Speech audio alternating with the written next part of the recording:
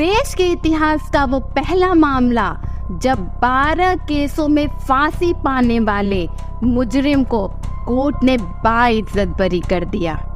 निठारी हत्याकांड याद है ना आपको? वही सुरेंद्र कोहली और मुनिंदर सिंह जिस पे बच्चों और लड़कियों के कत्ल, रेप, इंसानी शरीर की तस्करी और उनके मांस पका के खाने के आरोप थे। तो फिर वो कौन से साक्ष्य थे या परिस्थितियां थी जिससे दोनों को इलाहाबाद हाई कोर्ट ने बाइज्जत बरी कर दिया? शो शुरू करने के लिए सब्सक्राइब करें और बेल आइकन को दबाएं। के चर्चित निठारी कांड में इलाहाबाद हाईकोर्ट का बड़ा फैसला। दोषी पाए गए सुरेंद्र कोहली और मनिंदर सिंह पंढेर हाईकोर्ट से बरी। जब भारत ने पहली बार नोएडा के सेक्टर 31 में निठारी नाम के गांव में दिसंबर 2006 में एक कोठी D5 से मासूम बच्चों के कंकाल बरामद हुए, जब भारत दहल उठा था आदमखोर शब्द के नाम से। तो चलिए मैं इस केस की सारे पहलुओं का एक क्विक रिकैप दे देती हूँ और वर्तमान में क्या चल रहा है ये भी बताती हूँ। 7 मई 2006 को एक लड़की को मुनिंदर पंढेर ने नौकरी दिलाने के बहाने से D5 कोठी पर बुलाया था। जब वो लड़की वापस नहीं लौटी और जो ऑटो वाला उस लड़की को लेकर कोठी तक गया था वो लड़की के पिता से पैसे लेने पहुंच गया, तब लड़की के पिता ने लड़की को ढूंढना शुरू किया। जब लड़की नहीं मिली तब लड़की के पिता ने नोएडा के सेक्टर 20 थाने में गुमशुदगी की रिपोर्ट दर्ज कराई। हालांकि बच्चों की गुमशुदगी का मामला 29 दिसंबर 2004 से ही शुरू हो चुका था। तब तक नोएडा पुलिस ने कुल 19 FIR दर्ज किए थे। इधर जो D5 कोठी के पीछे नाला था उससे जो कंकाल निकले थे उनकी तादाद भी 19 थी। अब ये मामला CBI को सौंप दिया गया था। CBI ने कहा कि ये 19 नहीं 16 कंकाल हैं, इसलिए 3 मामले रद्द कर दिए गए और 16 मामलों में CBI की तफ्तीश शुरू हुई और चार्जशीट तैयार की गई। चार्जशीट में CBI ने कहा कि D5 कोठी मुनिंदर सिंह पंढेर की है जो पंजाब का रहने वाला है और वो ज्यादातर भारत के बाहर रहता है। तब तक उनका नौकर सुरेंद्र कोहली कोठी की देखभाल करता है। सुरेंद्र कोहली उत्तराखंड का रहने वाला था। मुनिंदर सिंह का चरित्र कुछ ठीक नहीं था और वो इस D5 कोठी का इस्तेमाल अपनी अय्याशियों के लिए करता था और ये देखकर सुरेंद्र भी बहकने लगा। CBI ने लिखा कि सुरेंद्र कोठी के आसपास के बच्चों को टॉफी का लालच देता, उन्हें कोठी में लाता, उनका शारीरिक शोषण करता और फिर उनका गला घोंटकर मार देता और बाथरूम में लाश के टुकड़े करता और फिर ठीक पीछे वाले नाले में लाश के टुकड़ों को पॉलीथीन में डालकर फेंक देता। कुछ बच्चों के अंगों को पकाकर खा भी लेता। अब इन दोनों का मामला गाजियाबाद की CBI कोर्ट में गया। ट्रायल के बाद मुनिंदर सिंह पंढेर पे कुल 6 मामले थे और सुरेंद्र पे 16 केसेस दर्ज हुए थे। 6 में से 3 मामलों में निचली अदालत ने मुनिंदर की संलिप्तता नहीं पाई और 3 मामलों में मुनिंदर को बरी कर दिया गया। बचे हुए 3 मामलों में से उसे फांसी की सजा सुनाई गई थी। मुनिंदर ने इस फैसले के खिलाफ इलाहाबाद हाई कोर्ट में अपील की। इलाहाबाद हाई कोर्ट ने कुछ साल पहले फांसी के फैसले को भी रद्द कर दिया। अब मुनिंदर पे 2 केस बचे हुए थे।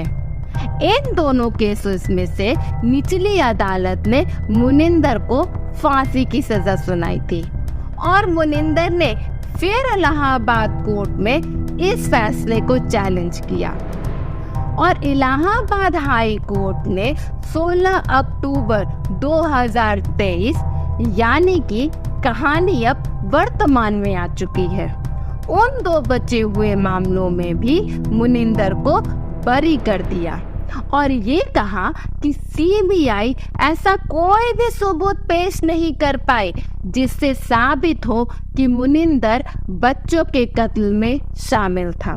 दूसरा आरोपी सुरेंद्र कोहली पर 16 केसेस दर्ज हुए थे, जिनमें सुरेंद्र कोहली मुख्य आरोपी था। इन 16 केसेस में से 3 अलग अलग केसेस में सुरेंद्र कोहली को फांसी की सजा सुनाई गई थी और इलाहाबाद हाई कोर्ट ने निचली अदालत के फैसले को रद्द करते हुए उन 3 केसेस में फांसी की सजा को रद्द कर दिया था। 16 में से अब बचे 13 केसेस। अब कहानी की शुरुआत में मैंने आपको एक लड़की के बारे में बताया था जिसके पिता ने उसकी गुमशुदगी की रिपोर्ट दर्ज कराई थी और जिसका नाम रिम्पा हल्दर था। इस लड़की के मर्डर और रेप में सुरेंद्र को फांसी की सजा सुनाई गई थी। ये इकलौता ऐसा मामला था जिसमें इलाहाबाद हाई कोर्ट और निचली अदालत ने फांसी की सजा को बरकरार रखा था। फिर सुरेंद्र सुप्रीम कोर्ट पहुंच गया और उसने अपनी पहली अर्जी लगाई जो कि रद्द कर दी गई। फिर से सुरेंद्र ने दूसरी अर्जी लगाई और इसमें कई साल बीत गए।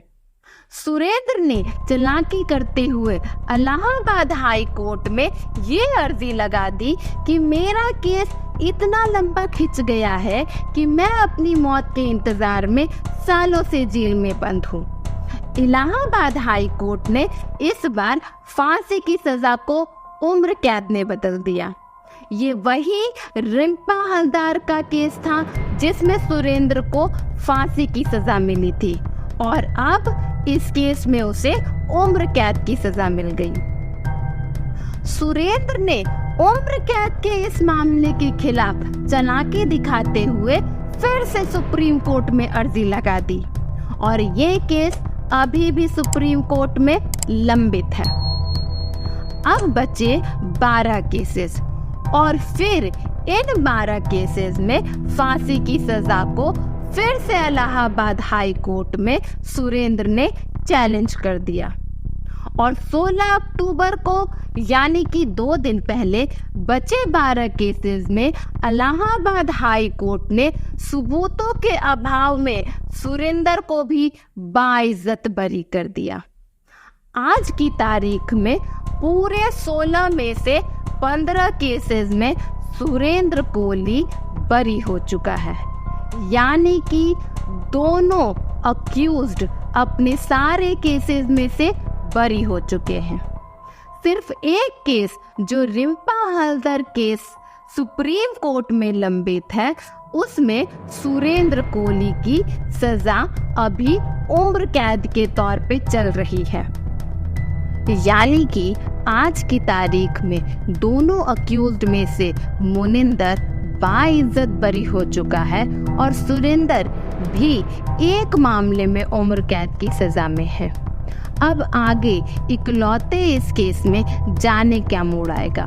जब 16 में से 15 केसेस में सीबीआई की नाकामी के कारण जो सबूत ही इकट्ठे नहीं कर पाई, तो बचे हुए एक केस में भी कहीं सबूतों के अभाव के कारण सुरेंद्र बरी ना हो जाए। ये कहानी तो खत्म हुई, पर इस कहानी ने देश की सबसे बड़ी जांच एजेंसी पे कितने सवाल खड़े कर दिए। जिस तरह आरुषि की हत्या के पीछे कौन जिम्मेदार था वो कभी पता ही नहीं चल पाया, तो क्या उसी तरह निठारी के उन बच्चों की हत्या का जिम्मेदार कौन था, ये भी क्या कभी पता नहीं चल पाएगा।